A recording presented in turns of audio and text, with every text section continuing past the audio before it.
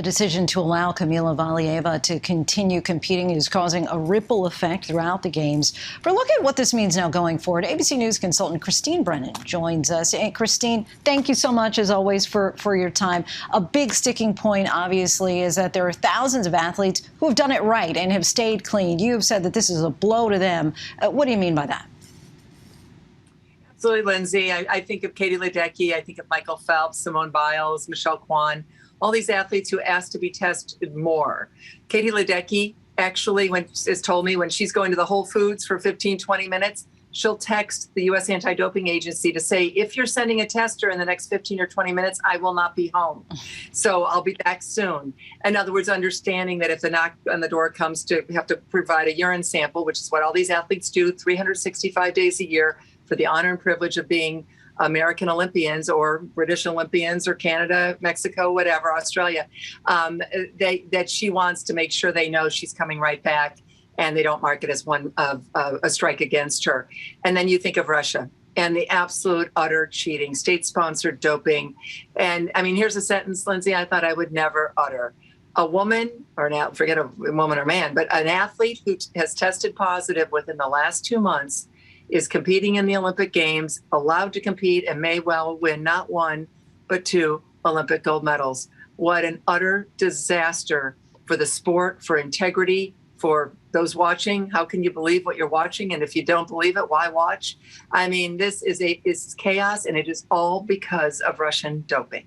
Why do you think that the IOC went ahead and made this decision? Actually, it was a court of arbitration for sport. As you know, it's alphabet soup, right? CAS, IOC, ISU. It can be totally confusing to people. CAS is like the Supreme Court. And so they set up shop here and they rule. Because she's 15, they basically gave her leniency. And the Russians, you could certainly make a case that the Russians, diabolical as they are, state-sponsored doping, the worst since East Germany 50 years ago, that they knew that they would, with a 15-year-old, that she would get off easily. And so that's what CAS did. I think it was a terrible decision. There will be one more major hearing, and that's going to, as Marcus was referring to, months from now. They will look at the merits of the case, and that's why they're not going to have medal ceremonies, because the strong feeling is that when all is said and done, as sad as this is for the 15-year-old Kamila Valieva personally, she would then be found to have been doping, and she will lose any medal she wins in the women's, and the Russians would lose the team medal, and the U.S. would move up to gold. And the IOC does not want to have medal ceremonies and then have to have redos.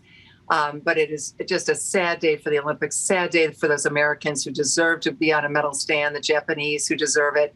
I've never seen anything quite like this, and I covered Tanya Nancy. You know, it's just, it is. We get it. But what kind of precedent does this set for future games? What's the message that this sends to other athletes? It's a terrible message. It's a message of we tell you we want clean sport.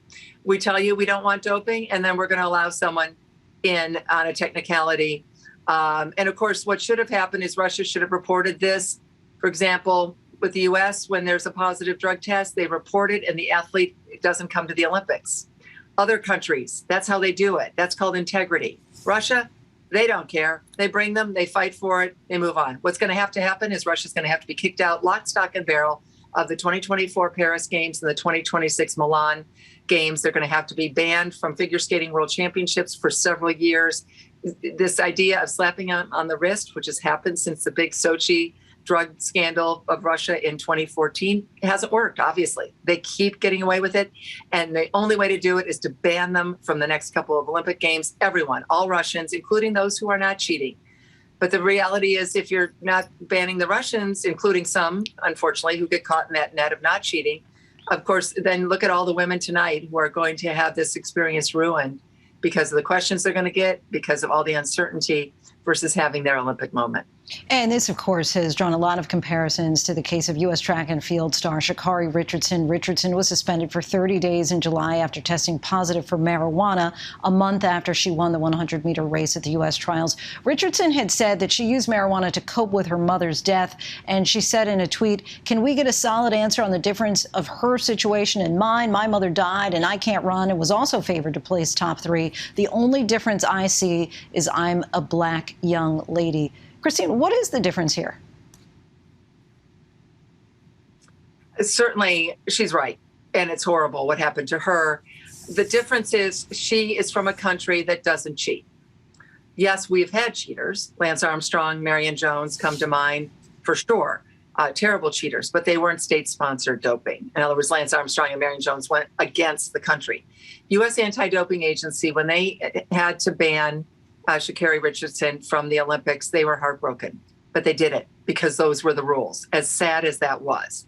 Russia, the exact same scenario, they have a positive test and they encourage her to keep competing. The difference is integrity between the two nations. And I know people could say, oh, well, you're an American. We're on American television. We're pro-American. No, I'm pro-truth. And that is the truth.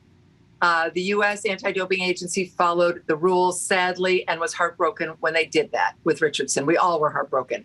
And the Russians do not follow the rules, and they just say, come on in, you're cheating. We still are going to fight for you. And guess what? We win. We get to have Kamila Valieva on the ice tonight. And that's right now they're getting away with it until someone steps in and says enough is enough. You are banned and no more of this Russian nonsense. Do you think that'll happen? This might be the big one, Lindsay. You've covered, we're both journalists, covered a lot of stories. Sometimes it takes something absolutely awful that rivets the nation and the world and gets everyone's attention to finally have it blow up.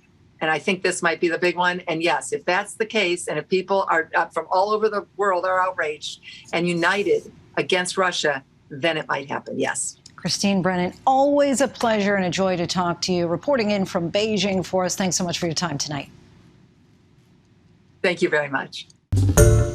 Hi, everyone. George Stephanopoulos here. Thanks for checking out the ABC News YouTube channel. If you'd like to get more videos, show highlights, and watch live event coverage, click on the right over here to subscribe to our channel. And don't forget to download the ABC News app for breaking news alerts. Thanks for watching.